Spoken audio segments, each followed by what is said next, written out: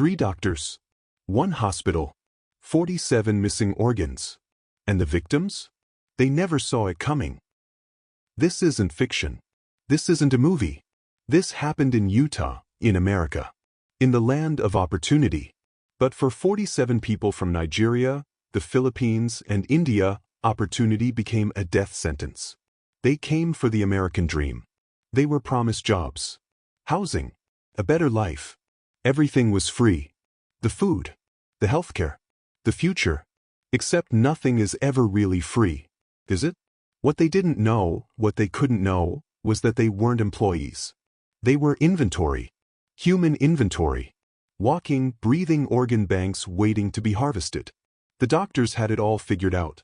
The recruitment, the poisoning, the surgery, the deportation. Every step calculated. Every victim disposable. Every crime untraceable. For 3 years they got away with it. 47 victims. $9.4 million. 0 suspicions. Until one victim fought back. This is the story of how the American dream became the American nightmare. How 3 respected doctors became serial predators. And how the victims nobody believed became the witnesses nobody could ignore. This is their story. And it started with a simple WhatsApp message that changed everything. A message that looked like salvation but was actually a death warrant. A message that 47 people responded to with hope in their hearts and dreams in their eyes. They thought they were answering a job posting. They were actually volunteering to be butchered. And the scariest part? They had no idea until it was too late. Until they woke up lighter. Until they were sent home with pieces missing they didn't even know were gone. Meet Maria Santos.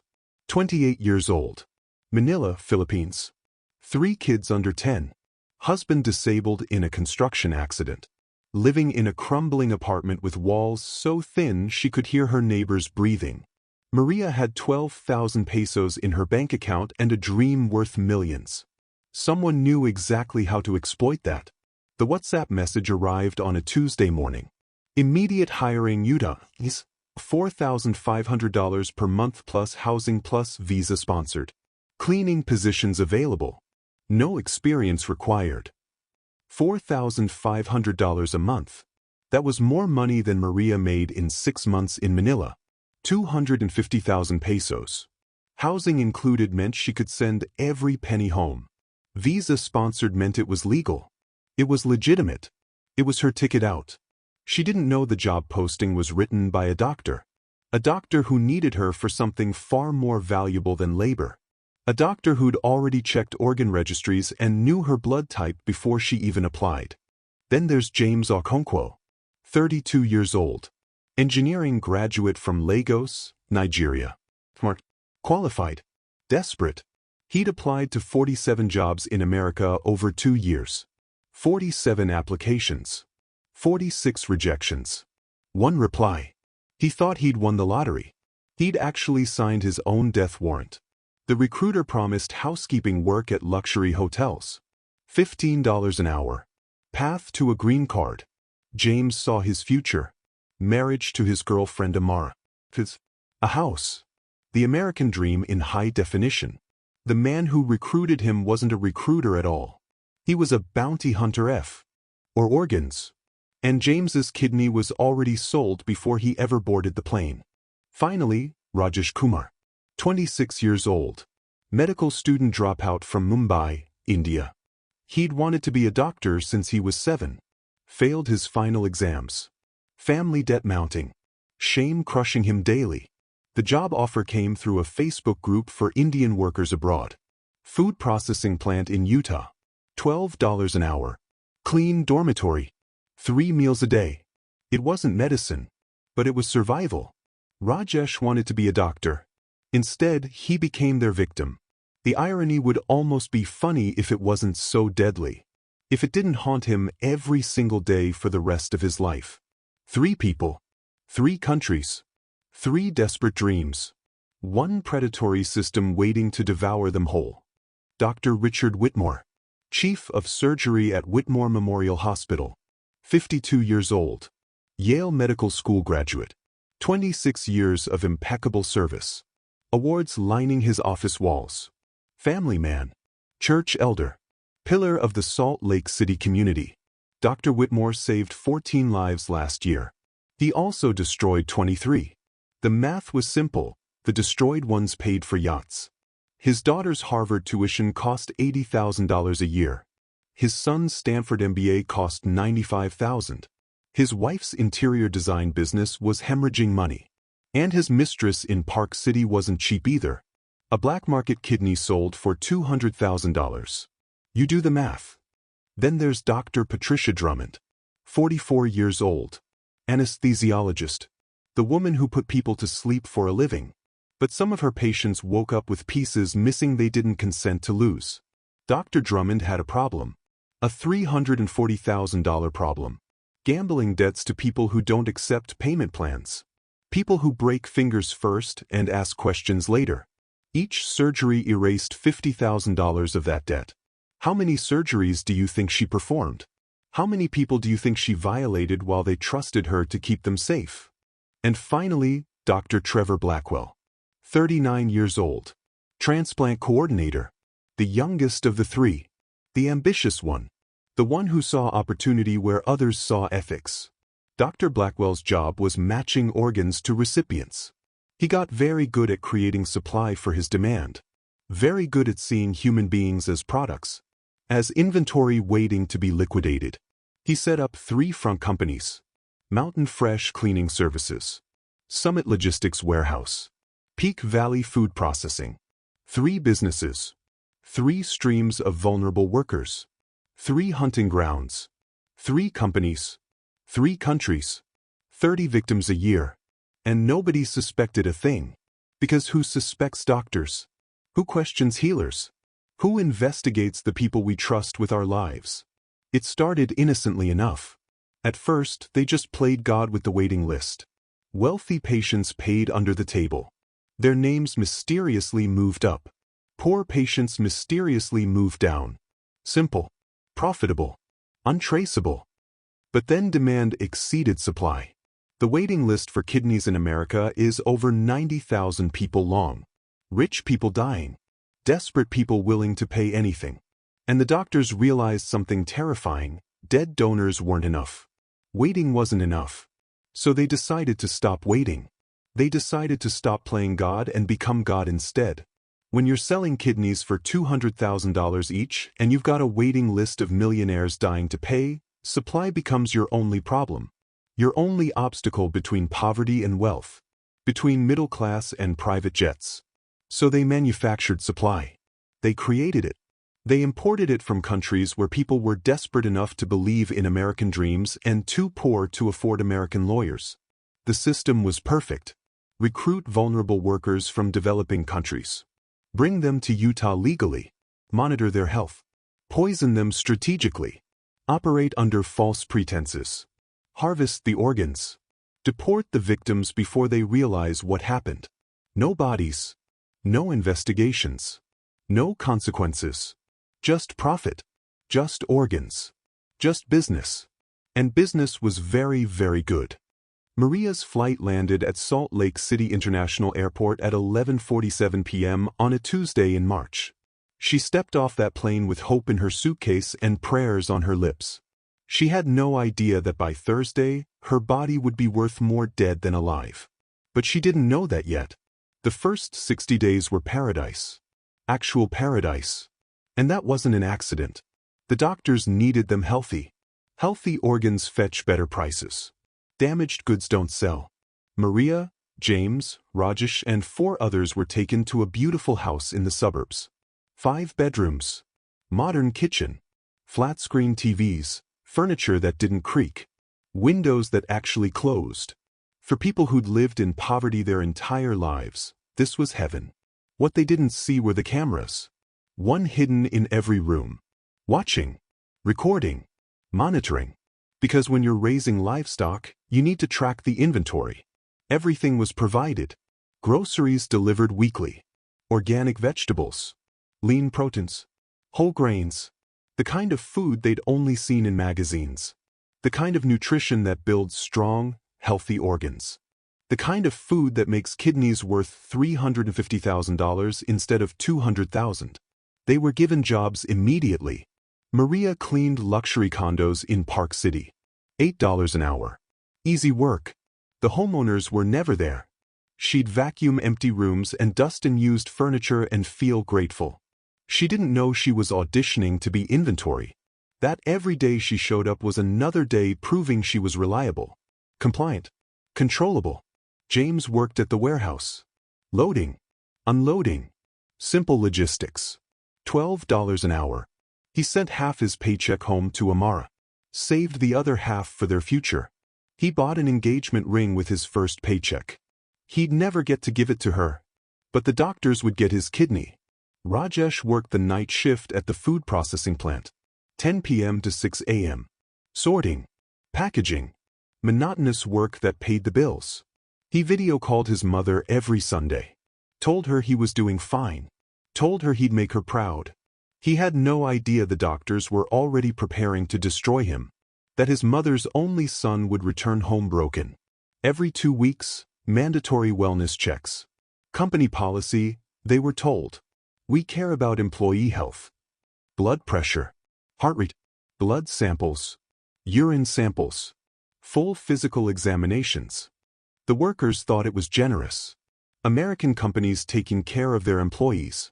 They'd never experienced healthcare this thorough back home. They didn't know these weren't wellness checks. They were compatibility tests. Blood type, tissue match, organ quality, kidney function, liver enzymes. Every test calibrated to determine market value. They were given vitamins, big bottles of supplements. For your health, Dr. Drummond said with a smile. Utah altitude can be hard on the body. These will help you adjust. Every vitamin they swallowed made their organs more viable for transplant. Immune suppressants disguised as wellness. Drugs that would make tissue rejection less likely. Drugs that increased their value. And they took them religiously. Every morning. Every night. Grateful for the care. Thankful for the attention. The three workers bonded quickly. Shared meals. Shared stories. Shared dreams. Maria showed everyone photos of her children. Talked about bringing them to America someday. About giving them opportunities she never had. She didn't know Dr. Whitmore had already selected her for Harvest. That he'd seen her blood work and smiled. O negative. Universal donor. The golden ticket. Worth $350,000 to the tech billionaire already on the waiting list. James talked about proposing to Amara. About flying her to America. About the wedding they'd have. The kids they'd raise. The life they'd build. The doctors listened, nodded, and marked him for month 4. His kidney was already promised to a senator's wife in Dallas. Rajesh barely talked about his future. The shame of dropping out still haunted him. But he worked hard, sent money home, slowly paid down his family's debt. He didn't know the debt would soon be paid in full. Not with money, with organs. For 60 days they lived like this. Working. Laughing, dreaming, trusting, building friendships, building hope, building futures they'd never see. The doctors watched from their offices, reviewed blood work, checked tissue compatibility, matched victims to recipients, scheduled surgeries, calculated profits. 3 red XS appeared on files in month 3. 3 surgeries scheduled. 3 people who had no idea they'd been sentenced to death by spreadsheet. 3 people who thought they were living the dream. The nightmare was about to begin. Month 3 is when the symptoms started. That wasn't an accident. That was the protocol. Maria woke up at 3 a.m. on a Wednesday with pain so severe she thought she was dying. Her abdomen felt like it was tearing apart from the inside.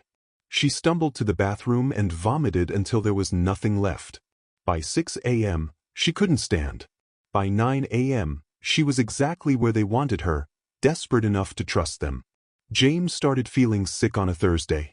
Intestinal cramping, fever, cold sweats. He thought it was food poisoning. Maybe something he ate at work. He stayed home, drank water, waited for it to pass. It didn't pass. It got worse. Because it wasn't food poisoning. It was pharmaceutical poisoning, carefully calibrated to mimic appendicitis.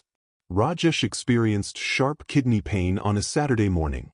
then blood in his urine. He panicked, called the emergency number the company provided. They told him to come in immediately. The irony? Rajesh's symptoms suggested kidney problems. But his kidneys were perfectly healthy. That was the point. The cause was simple. The vitamins they'd been taking religiously for 2 months? The formula changed in month 3. Same bottle. Same label. Different contents. Deadly contents. Toxins designed to cause acute symptoms. Pain severe enough to scare them. Symptoms specific enough to justify surgery. But not severe enough to cause permanent damage before the organs could be harvested. The vitamins that kept them healthy for 60 days were redesigned to make them sick in month 3. Same bottle. Different formula. Deadly efficiency. And they never suspected. Why would they? These were vitamins provided by their employer. By American doctors. By people they trusted. Maria was rushed to Whitmore Memorial Hospital by another worker who found her collapsed in the hallway.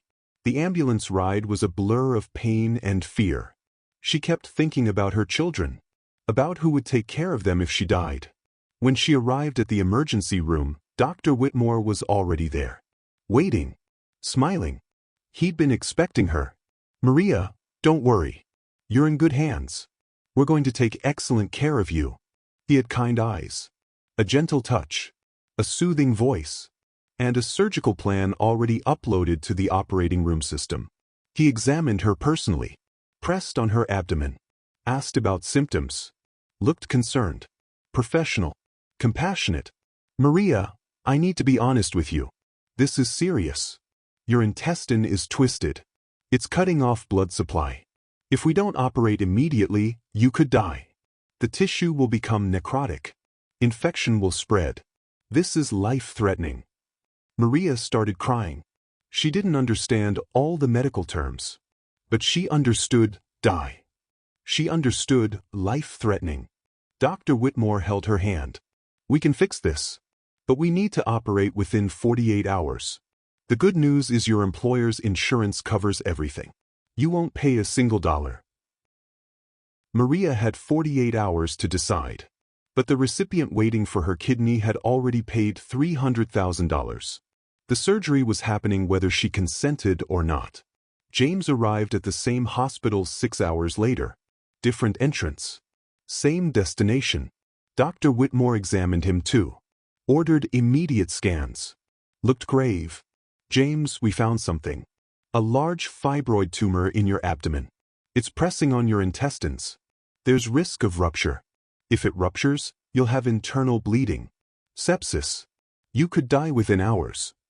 James didn't even know men could get fibroids. That's because they can't. But he didn't know that. And Dr. Whitmore counted on it. "We need to remove it surgically. So, I'm recommending surgery this week." James was terrified. He called Amara. Told her about the tumor. She was 7,000 miles away and couldn't help. She told him to trust the doctors. American doctors were the best in the world. He trusted them. That trust would cost him a kidney.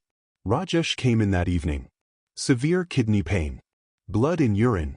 Dr. Whitmore ordered imaging. Came back with results that looked serious. "Rajesh, you have kidney stones. Large ones. But there's also signs of infection. Severe infection. If we don't address this surgically, the infection could spread to your bloodstream. That's sepsis. That's deadly." Rajesh was told he had kidney stones. He didn't. But after surgery, he'd have 1 kidney. And that was always the plan.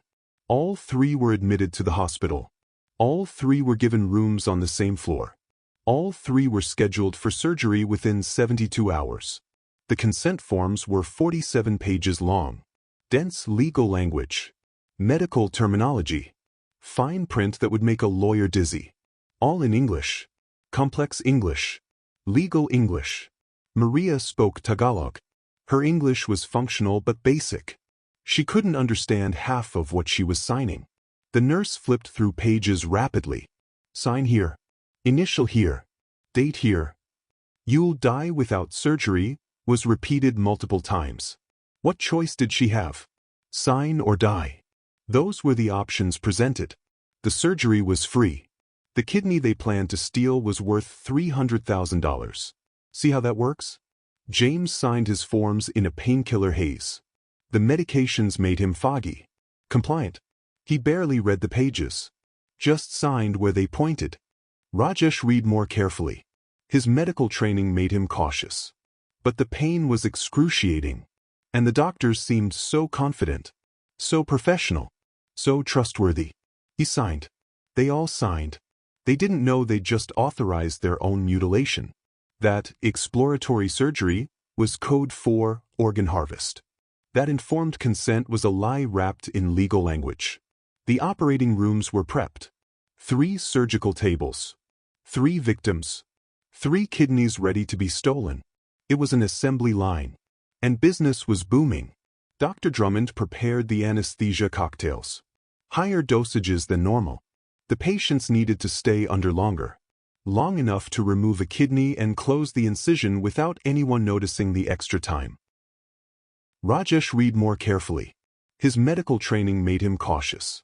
But the pain was excruciating. And the doctors seemed so confident. So professional. So trustworthy. He signed. They all signed. They didn't know they'd just authorized their own mutilation. That exploratory surgery was code for organ harvest. That informed consent was a lie wrapped in legal language. The operating rooms were prepped. 3 surgical tables. 3 victims. 3 kidneys ready to be stolen. It was an assembly line. And business was booming. Dr. Drummond prepared the anesthesia cocktails. Higher dosages than normal.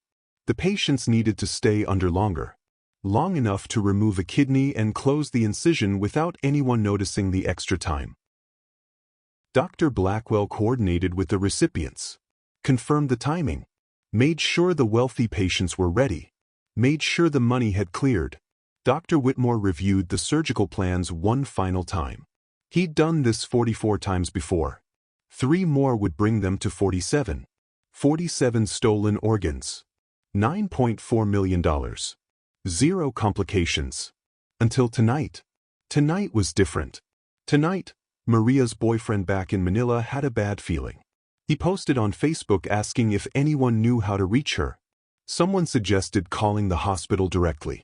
Tonight, Amara couldn't sleep.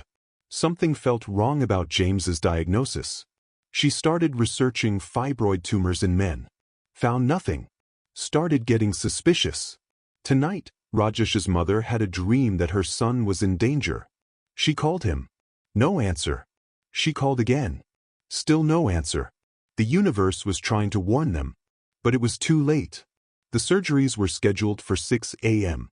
3 operations. Same time. Maximum efficiency. 3 victims. 3 tables. 3 kidneys that would be gone before sunrise. Surgery was supposed to take 2 hours. It took 4. Want to know why? Because removing a kidney without the patient knowing takes precision. Maria was wheeled into operating room 7 at 6:14 a.m. The surgical team was already scrubbed in. Dr. Whitmore, Dr. Drummond, 2 nurses, 1 surgical technician, all playing their roles perfectly. Dr. Drummond administered the anesthesia. Count backwards from 10 Maria. Maria was out before she reached 6. Dr. Drummond increased the dosage slightly. Standard protocol for their special surgeries. The patient needed to stay under longer than normal. Long enough to steal an organ and close the incision like nothing happened.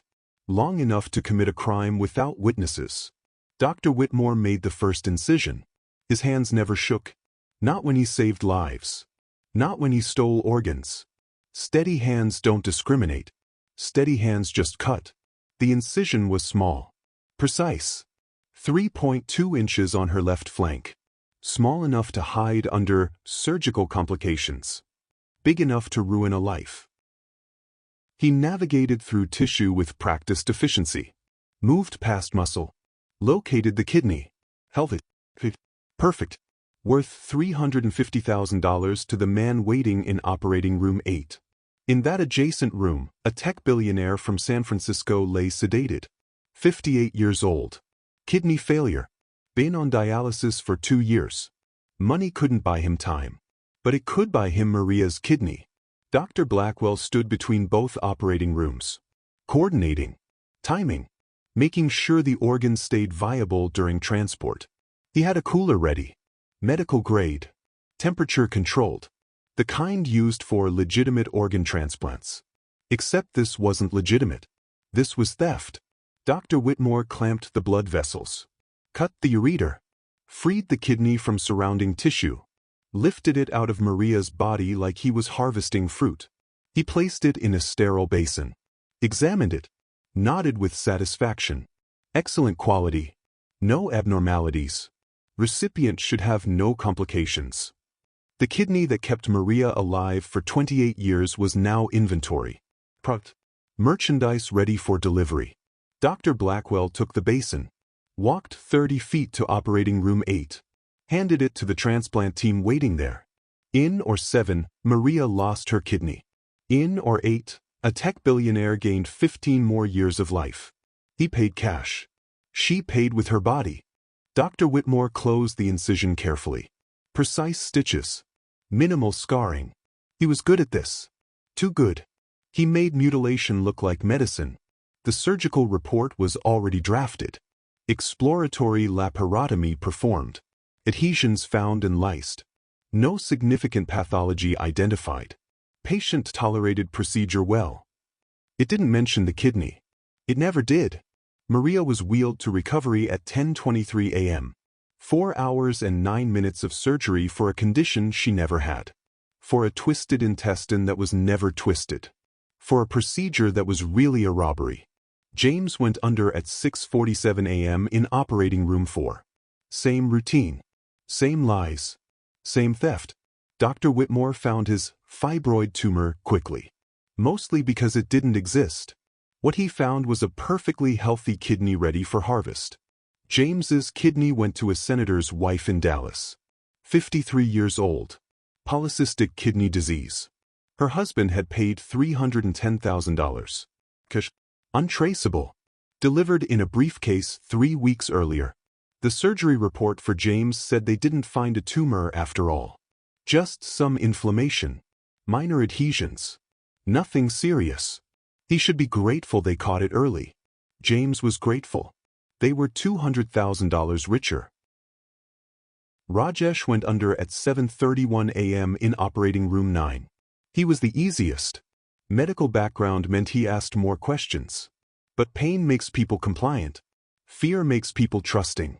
Dr. Whitmore located the kidney stones that didn't exist, found the severe infection that was never there, and removed a perfectly healthy kidney. Rajesh's kidney went to a real estate mogul from Phoenix. 61 years old. Type 2 diabetes had destroyed his kidneys. He'd been on dialysis for 18 months. Paid $280,000 for a second chance at life. 3 surgeries. 3 stolen organs. 3 lives changed forever. Total profit, $840,000. Split 3 ways. Minus expenses. Still a fortune. But the profit wasn't just money. It was power. The power to play God. To decide who lives and who suffers. To take from the poor and give to the rich. To destroy lives and call it medicine. The 3 victims were placed in the same recovery wing. Room 314. Room 316. Room 318. Close enough to monitor. Far enough apart to prevent conversation. For 6 months, they would be watched, monitored, managed, like livestock after slaughter, like products after sale, like evidence that needed to be controlled. They were given medications, told it was for pain management, for healing, for recovery, but the pills were actually immunosuppressants. Not for them, for the recipients, to prevent their stolen organs from being rejected. The pills kept them healthy. The pills also ensured the stolen organs wouldn't be rejected by their new owners. Win-win. Except for the victims. Dr. Drummond visited them daily, checked vitals, asked about pain levels, adjusted medications. She called it compassionate care. It was really quality control. Making sure the products remained viable. Making sure the recipients survived long enough to avoid refund requests. Maria woke up confused, groggy, in pain. A nurse smiled at her. The surgery went perfectly. Dr. Whitmore didn't find anything serious. Just some adhesions. You're very lucky. But that word kept coming up. Lucky they caught it. Lucky it wasn't worse. Lucky she survived. She didn't feel lucky. She felt violated. But she couldn't explain why. The pain was in the wrong place. The recovery felt wrong. Something wasn't right. But she was alive. And she was supposed to be grateful. James woke up to similar news. No tumor. Just inflammation. You're lucky we operated when we did. There was that word again, lucky. For 6 months, the 3 victims recovered, took their medications, attended follow-up appointments, trusted their doctors, believed the lies. Maria's scar healed, but something felt different in her body. Like a piece was missing. Like she was incomplete. She Googled intestinal surgery one night. Looked at diagrams. Compared them to her scar. They didn't match. The location was wrong. The size was wrong. Everything was wrong. She pushed the thought away. She was being paranoid. American doctors wouldn't lie. Would they? James noticed his stamina decreased. He got tired faster. Needed more rest. The doctors said it was normal post-surgery fatigue. Give it time. But Amara noticed something in their video calls. He looked different. Moved different. Something in his eyes had changed. She couldn't explain it. But she felt it. Something terrible had happened to the man she loved. Rajesh requested his medical records 3 months post-surgery. The hospital said they'd mail them. They never did. He requested again. Still nothing. That's when suspicion turned to certainty. Something was very wrong. And he was going to find out what. Month 9 is when they needed to disappear. Not die. Disappear. Dead bodies create investigations. Deported immigrants create nothing but paperwork. The anonymous tip came to ICE on a Monday morning at 8:37 a.m. A concerned citizen reporting illegal workers at 3 locations across Salt Lake City. Mountain Fresh Cleaning Services. Summit Logistics Warehouse. Peak Valley Food Processing. The tip came from a burner phone. Registered to a Shell gas station in Reno, Nevada. Purchased with cash. Untraceable. The caller? Dr. Blackwell's personal assistant. But ICE would never know that. ICE would never trace it. The report claimed visa irregularities. Fraudulent work permits. Undocumented labor. All lies. But lies wrapped in just enough truth to trigger action. The work visas were legitimate. Every single one. Valid for 12 months. Properly filed. Legally obtained. The workers had done nothing wrong. Until someone altered the database. One keystroke. One system breach. One modification to immigration records. And suddenly, 7 legal workers became 7 deportation targets. Maria's work permit showed an expiration date 3 months earlier. It hadn't expired. The date was changed. But the digital record said otherwise. And in America, the system is always right. Even when it's wrong. Her permit expired on a Tuesday. ICE raided her workplace on Wednesday. Coincidence? There's no such thing in a conspiracy. The raids happened simultaneously. 6:47 a.m. 3 locations. 17 ICE agents total. Coordinated enforcement, they called it. It was actually coordinated cleanup. Maria was scrubbing a bathtub in a Park City condo when they came. The door burst open. Badges. Guns. Shouting. Immigration and Customs Enforcement. Nobody move. She dropped the sponge. Raised her hands. Started crying. She'd done nothing wrong. Her visa was valid. She had paperwork. She could prove everything. Except her paperwork didn't match their system. And the system never lies. Ma'am, your work authorization expired 3 months ago. You're working illegally. You're under arrest. No. There's a mistake. My visa is good. I have papers. I can show you. They didn't want to see her papers. They'd already seen the system. Already made their decision. Already processed her deportation order before they even arrived. James was arrested at the warehouse. Loading boxes of medical supplies. Ironic, considering medical supplies were the reason he only had one kidney now. Same routine. Badges, guns, confusion. You're working without proper authorization. Come with us. James tried to explain. Tried to show his documents. They weren't interested. His deportation order was signed by 11:32 a.m. That's not bureaucracy. That's precision. That's a system designed to remove problems quickly. Rajesh was taken from the food processing plant. Night shift. 2 a.m. The worst time to be arrested because lawyers are asleep and processing happens fast. All 7 workers were taken to the same detention facility. Separated. Isolated. No phone calls allowed yet. No lawyers provided yet. No hearings scheduled yet. They asked for lawyers. They were told they'd get hearings. They were told they'd have opportunities to present evidence. They were lied to again. Within 72 hours, all 7 were on planes back to their home countries. Different flights. Different destinations. Same result. Gone. Erased. Deleted from the American system like they'd never existed.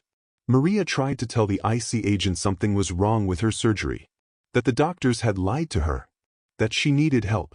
He told her to save it for immigration court in Manila. She never got an immigration court hearing. She got a plane ticket and a permanent ban from re-entry. James tried calling Amara from detention.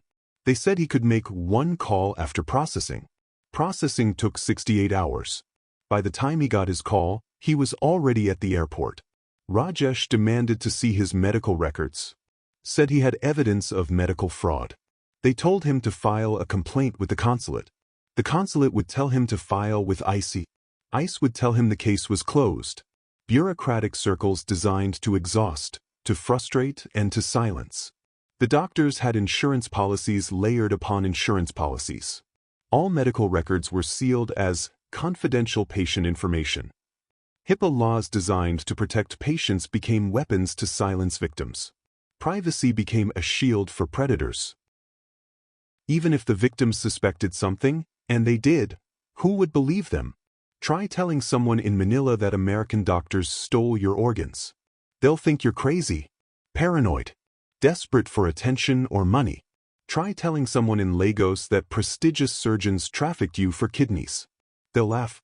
American doctors are heroes. Everyone knows that. Try telling someone in Mumbai that you were mutilated in a Utah hospital. They'll ask for proof. And your proof is inside your body. Invisible. Untraceable. Deniable. The system was perfect. Recruit the vulnerable. Exploit the desperate. Violate the trusting.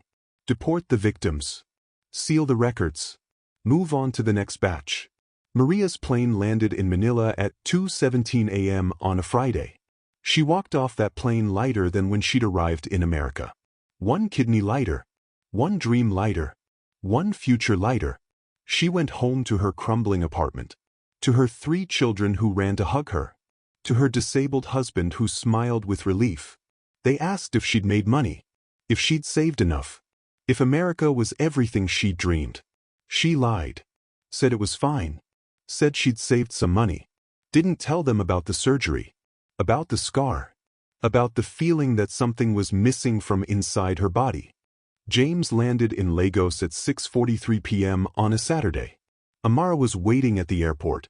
She hugged him. Felt how thin he'd become. How tired he looked. How different he felt. What happened to you? I don't know. But something's wrong, Amar. Something's very wrong. Rajesh landed in Mumbai at 11:21 p.m. on a Sunday. His mother was there. Crying. Grateful. She thought she'd lost him. He hugged her. Said he was fine. But he wasn't fine. His body felt wrong. His mind screamed that something terrible had happened. His medical training told him to investigate. 3 planes. 3 continents. 3 victims sent home lighter than they'd arrived. Missing pieces they didn't even know were gone. And the doctors? Dr. Whitmore was at his daughter's Harvard graduation. Dr. Drummond was in Las Vegas, debt-free and gambling with house money. Dr. Blackwell was interviewing the next batch of workers. Business was too good to stop. They'd perfected the system. Eliminated the risks. Maximized the profits. They were already selecting victims 48 through 54. Already reviewing blood work. Already matching tissue types. Already calculating profits. The American dream machine kept running. Fed by desperation. Fueled by greed. Oiled with the blood of people nobody would miss. Except someone did miss them. Someone did believe them. Someone did investigate. And that someone was about to burn their entire operation to the ground. But they made one mistake. Just one. They operated on someone who actually knew what a surgical scar should look like. James video called Amara 3 days after returning to Lagos. She was a surgical resident at Lagos University Teaching Hospital. 3rd year. She'd performed surgeries. Assisted in many more. She knew anatomy like most people know their own names. Amara, I need to show you something. The scar from my surgery. It still hurts. And it's in a weird place. Let me see. James lifted his shirt. Turned to show his left flank. 3.2 inches of healed incision. Raised slightly. Professional surgical work. Amara went silent. Her face changed. James saw it immediately. What is it? James, where did they say the tumor was? In my abdomen. They said it was pressing on my intestines. And they said it was what kind of tumor? Fibroid. A fibroid tumor? Amara's hands started shaking. James, men don't get fibroid tumors. That's not possible. Fibroids grow in uterine tissue. You don't have a uterus. James stared at her through the screen. What are you saying? And your scar? James, your scar is on your left side. But you said they were treating appendicitis symptoms? Yeah. Cramping, fever, abdominal pain. The appendix is on the right side. Boys. It's always on the right side. The truth hanging between them like smoke. James, that's not an exploratory incision. That's not a fibroid removal scar. Then what is it? Amara's voice cracked. That's a kidney removal scar. I've assisted in 23 of them.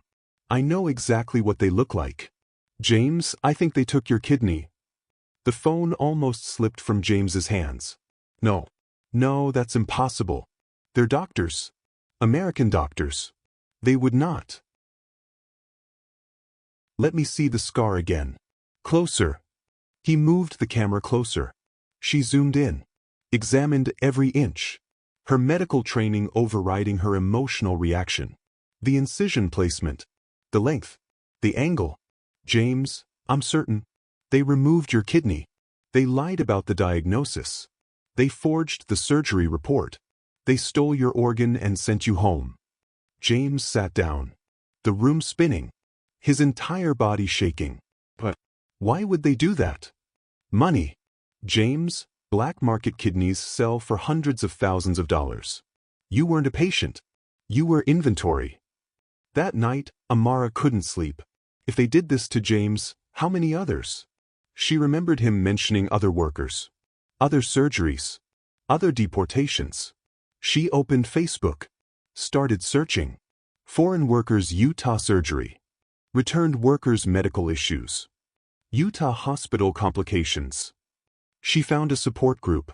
Foreign workers in USA support network. 15,000 members. She posted a message. Looking for anyone who worked in Utah and had emergency surgery. Please contact me.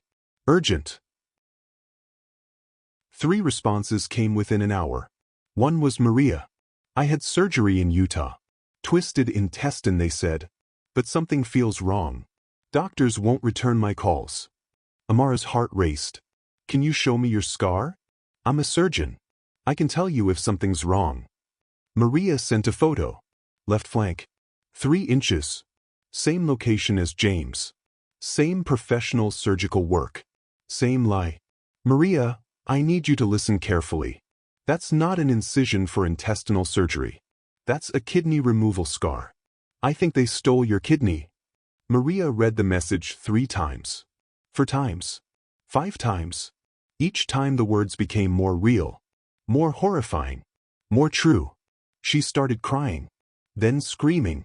Her husband ran in. Asked what happened. She couldn't speak. Just showed him the message. The second response came from Rajesh. He'd posted an X-ray in an Indian medical forum asking for second opinions. Post-op imaging after kidney stone surgery. Does this look normal? Amara saw the X-ray and her blood went cold. Single kidney shadow. Clear as day. You didn't need medical training to see it. One kidney where there should be two. She sent him a direct message. Rajesh, I need to tell you something. Your X-ray shows one kidney. Just one. You arrived in America with two. You returned with one. They didn't remove stones. They removed your kidney. Rajesh stared at his screen. He'd suspected. Deep down, he'd known something was wrong. But seeing it confirmed. Seeing it proven. That was different. He vomited. Right there at his computer. The truth was physically sickening. 3 people. 3 countries. 3 identical scars. Same hospital. Same doctors. Same lie. This wasn't medical error. This was a system. This was organized. This was intentional. Amara created a group chat. Added Maria. Added Rajesh. Added James. We need to get medical proof. All of you need CT scans. We need documentation. Then we go to the authorities.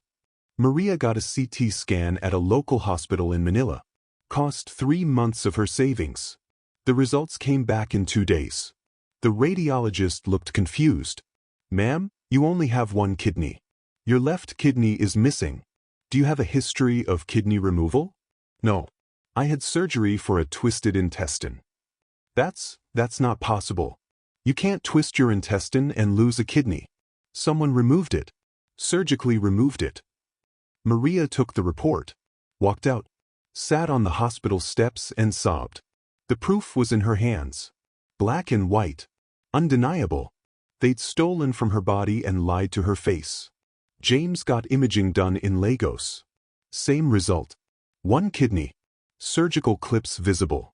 The clips used to clamp blood vessels during organ removal. Not used in exploratory surgery. Not used in tumor removal.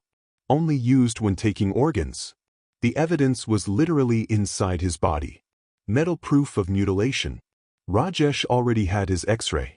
But he got a full CT scan for documentation.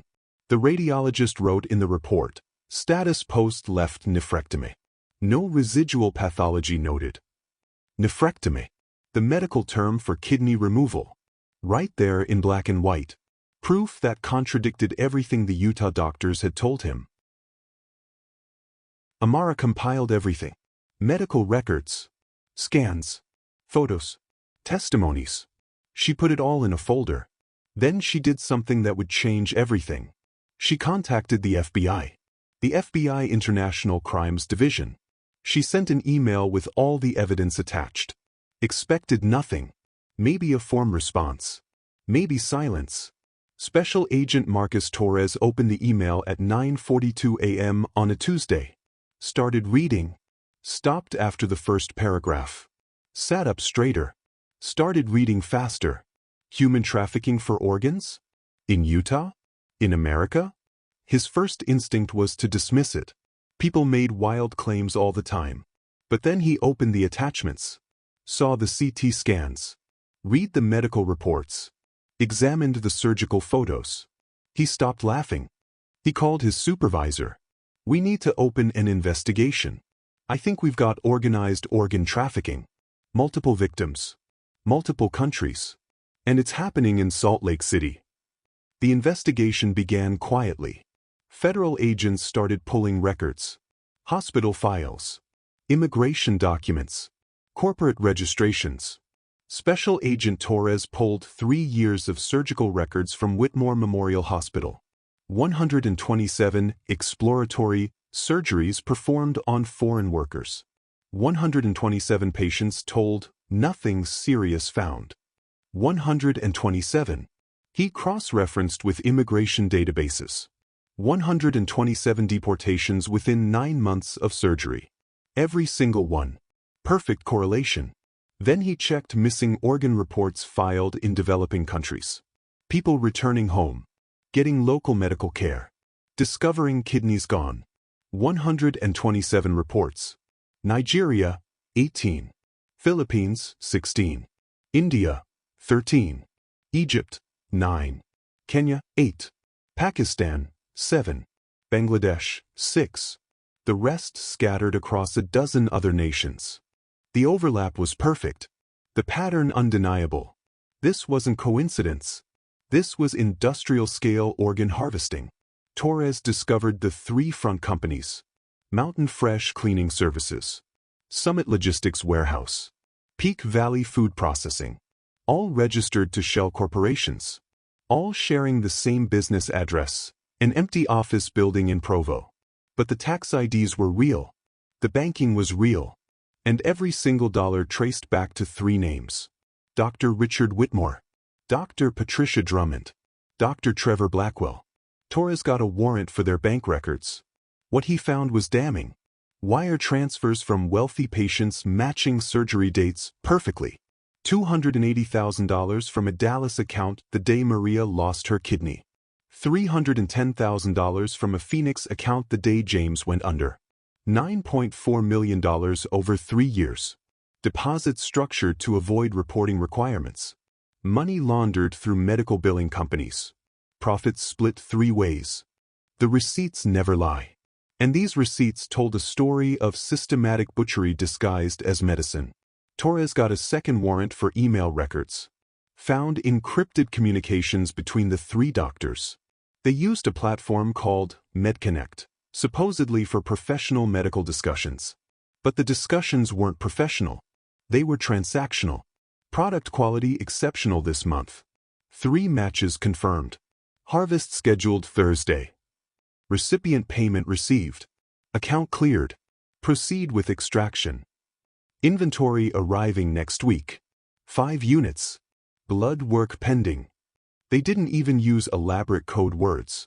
They called victims product and inventory. Called surgeries harvest and extraction. Called kidneys units. They didn't think they'd ever be caught. They were doctors. Respected. American. Protected by licenses and prestige and the assumption that people in white coats don't commit atrocities. They were wrong. Torres found Dr. Drummond's gambling debts. $340,000 owed to underground casinos in January 2022. Paid off in chunks throughout the year. Each payment matching a surgery date. Each surgery performed on a foreign worker who'd be deported before they could complain. 14 surgeries. 14 payments. 14 stolen organs. The debt disappeared by December. The victims disappeared by deportation. The math was simple. The evidence overwhelming. The conspiracy complete. On October 17th at 4:37 a.m., Special Agent Torres assembled a raid team. 73 FBI agents. Multiple warrants. Simultaneous execution. Target: Whitmore Memorial Hospital. Timing: 6:14 a.m. During morning surgeries. When the doctors would be mid-operation. When they couldn't run. Couldn't hide. Couldn't destroy evidence. Victim number 48, Manuel Rodriguez, was already on the table. Already sedated. Already marked for harvest. Dr. Whitmore had scalpel in hand. Dr. Drummond had anesthesia running. Dr. Blackwell had the cooler ready. 1 incision away from kidney number 48. Instead, they got handcuffs. They thought they were untouchable doctors. Respected, American. They forgot one thing. Nobody's untouchable when the victims fight back. 6:14 a.m. October 17th. 73 FBI agents descended on Whitmore Memorial Hospital like a military operation. Unmarked vehicles. Tactical gear. Warrants for 3 doctors and 17 hospital administrators. Operating Room 7. Dr. Whitmore stood over Manuel Rodriguez. 29 years old. Arrived from Honduras 6 months ago. Working at Mountain Fresh Cleaning Services. Admitted 3 days ago with acute abdominal obstruction. Dr. Whitmore had the scalpel positioned. First incision mapped. Surgical plan loaded on the screen. Manuel's kidney was already sold. $290,000. Cash. Recipient waiting in operating room 8. He pressed the blade to skin. Started the cut. The operating room doors exploded open. FBI. Nobody move. Hands where we can see them. Dr. Whitmore froze. Scalpel hovering. Blood on the blade. He'd been one incision away from kidney number 48. Instead, he got Special Agent Torres and AR-15 pointed at his chest. Dr. Richard Whitmore, you're under arrest for human trafficking, organ trafficking, conspiracy, fraud, and 47 counts of aggravated assault. The scalpel clattered to the floor. Dr. Whitmore's hands went up. His face went white. For the first time in 3 years, he felt powerless. For the first time ever, he felt afraid. There's been a mistake. I'm performing surgery. This man needs to keep both his kidneys. Step away from the table. Now. Operating room 4. Dr. Drummond was prepping anesthesia for victim 49. A woman from the Philippines. Admitted with severe gastric distress. Scheduled for exploratory surgery. FBI agents burst through. Dr. Patricia Drummond, hands up. You're under arrest. She tried to run. Made it 6 steps. Agents tackled her in the hallway. She hit the ground hard. Her Mercedes keys scattered across the floor. The car in the parking garage still had a Save Lives bumper sticker on it. The irony was dead on arrival. Dr. Blackwell was in his office. Coordinating. He had 3 coolers ready. 3 recipients waiting. 3 payments confirmed. $900,000 about to clear. His phone buzzed. Security alert. FBI in the building. He stood. Grabbed his laptop. Tried to delete files. The door opened before he could hit enter. Dr. Trevor Blackwell, you're under arrest. Step away from the computer. He raised his hands. The laptop screen still glowing. Email open. Subject line. Thursday harvest schedule, 3 units confirmed. Evidence captured in real time. Manuel Rodriguez was rushed to University of Utah Hospital. Legitimate hospital. Legitimate doctors. He woke up 3 hours later with both kidneys intact. He'd been 90 seconds from losing one. 90 seconds between nightmare and rescue. When they told him what almost happened, he vomited. Then cried. Then asked if he could call his mother. The story broke globally within hours. CNN picked it up at 8:42 a.m. Mountain Time. FBI arrests 3 doctors in Utah organ trafficking ring. By 9 a.m., BBC was running it. American doctors accused of harvesting immigrant organs. By 10 a.m., Al Jazeera had victim interviews. Maria's face on screens across the Middle East. James's story trending in Africa. Rajesh's testimony going viral in India. American doctors harvest organs from immigrants. The headline wrote itself. The world couldn't look away. Maria saw her own face on television in Manila. She'd been trying to forget. Trying to move on. Trying to pretend it was just bad luck. The world wouldn't let her. But this time, people believed her. This time, she wasn't crazy. This time, she had proof. The public reaction was instantaneous. Outrage. Horror. Disbelief. How could this happen in America? That was the question on every news channel. Every social media platform. Every dinner table conversation. How could 3 doctors traffic 47 people for organs? How could they operate for 3 years without detection?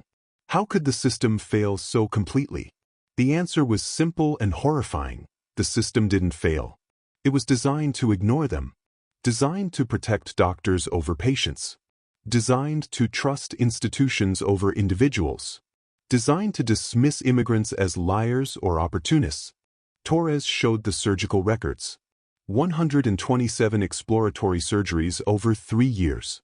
127 patients told, nothing serious found. 127 people sent home lighter. Every single one of these patients was a foreign worker. Every single one was deported within 9 months. Every single one discovered organs missing after returning home. This wasn't medical practice. This was systematic butchery. He showed the front companies. The shell corporations. The fake addresses. The manufactured paper trail designed to make victims disappear. Mountain Fresh Cleaning Services.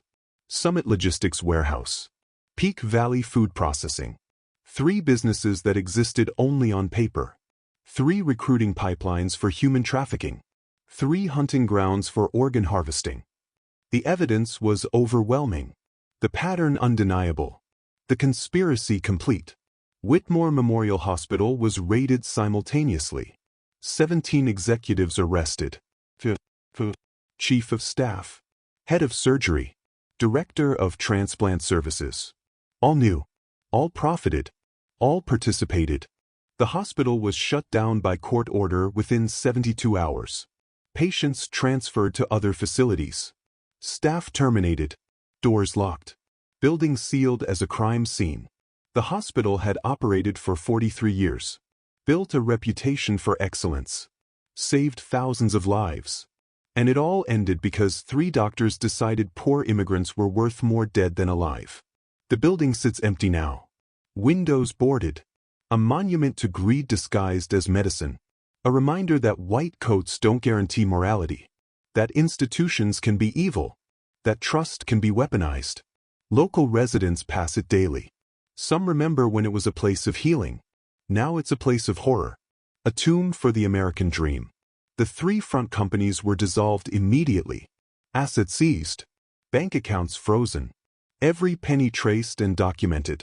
The employees, the real employees who worked in accounting, in administration, who had no idea what was happening, lost their jobs. Innocents caught in the blast radius of someone else's evil. But they were alive. They had their organs. They could rebuild. 47 others couldn't. The recipients, the wealthy patients who bought stolen organs, faced their own reckoning. Federal prosecutors debated charging them. Did they know the organs were stolen? Could they have known? Some claimed ignorance. The hospital said it was a legitimate transplant. I trusted them. Others stayed silent. Hired expensive lawyers. Hid behind medical privacy laws. But the truth leaked anyway. A Dallas billionaire. A senator's wife. A Phoenix real estate mogul. A San Francisco tech executive. Names slowly emerged. Reputations destroyed. Careers ended. They saved their lives by destroying others. The moral calculus was simple. The legal calculus was complicated. Most were never charged. But they'd live forever knowing their second chance came from someone's stolen body. 3 days after the arrests, Dr. Whitmore's wife filed for divorce.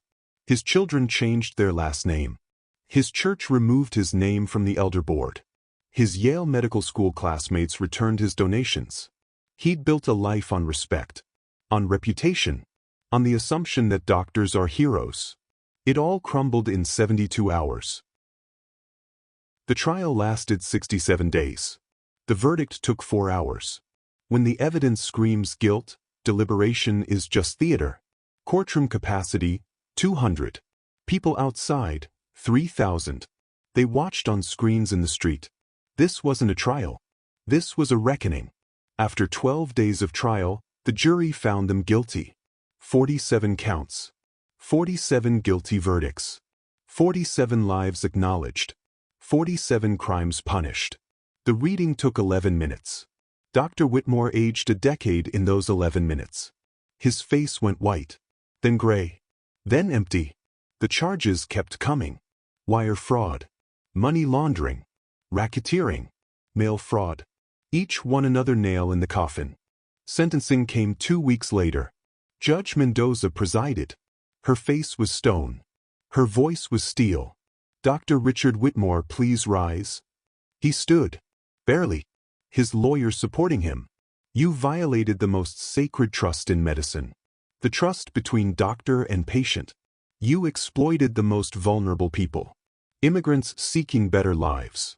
You stole from their bodies and lied to their faces. Judge Mendoza paused. Let the words sink in. You did this 47 times. For money, for yachts, for luxury. For greed. You are not a doctor. You are a predator. And this court will ensure you never harm anyone again. Another pause. The courtroom silent. Waiting. On the charges of human trafficking, organ trafficking, and conspiracy, I sentence you to life in prison without possibility of parole. Guess. Crying relief flooding the room. But she wasn't done. Additionally, I sentence you to 500 years for the remaining counts. To be served consecutively. You will die in prison, Dr. Whitmore. And if medical science finds a way to extend your life, you will still die in prison.